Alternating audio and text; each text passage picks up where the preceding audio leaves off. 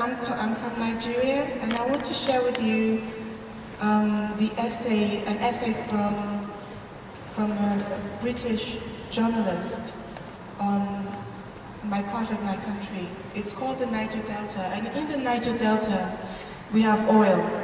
And this person, his name is John Vidal, and is the environmental editor for Guardian newspaper.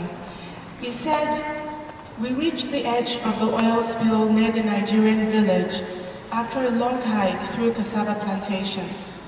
Ahead of us lay a swamp. We waded into the warm tropical water and began swimming. The farther we traveled, the more nauseous it became. Soon we were swimming in pools of light Nigerian crude oil, the best quality oil in the world.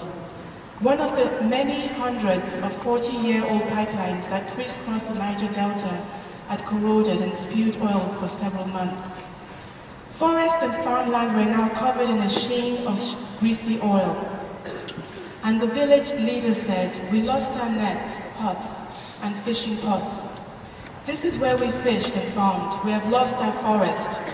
We told shell off the spill within days, but they did nothing for 6 months." I mention this because right now we are all aware of the Deepwater Horizon disaster and how it's made the front page news. It's very rare for Nigeria to make that front page news anywhere in the world. And our country is suffering because of the oil crisis.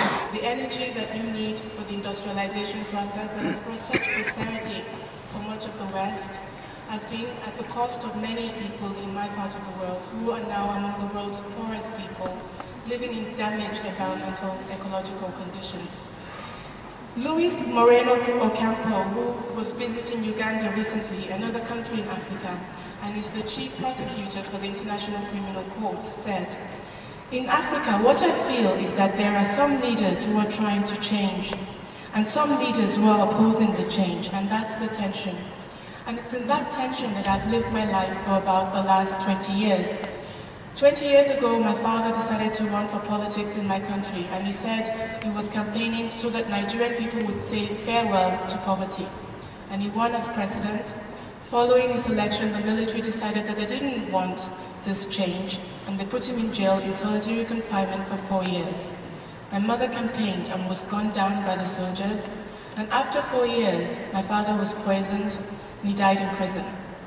Following this, I started my organization because I understood that if you allow these bright lights to just die out, then Africa loses in a way that cannot be regained ever.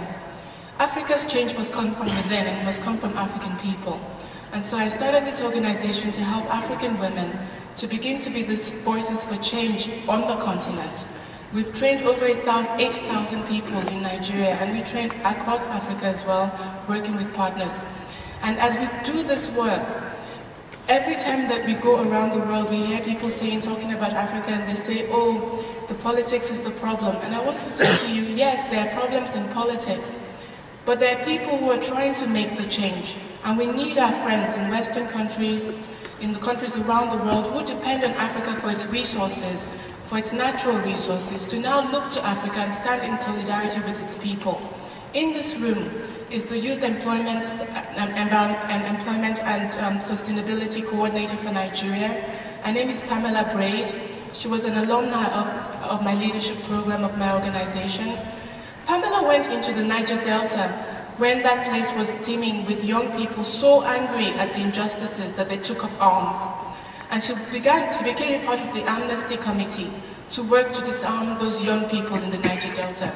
And I want to say to you that Pamela told me, she said, "Hafsat, you would not believe when the amnesty came into effect, the young people that came and brought their guns. I had never seen so many guns in one place. When they gave the guns to Pamela, it was a kind of quiet contract. They gave the guns, but they were not just giving her the guns.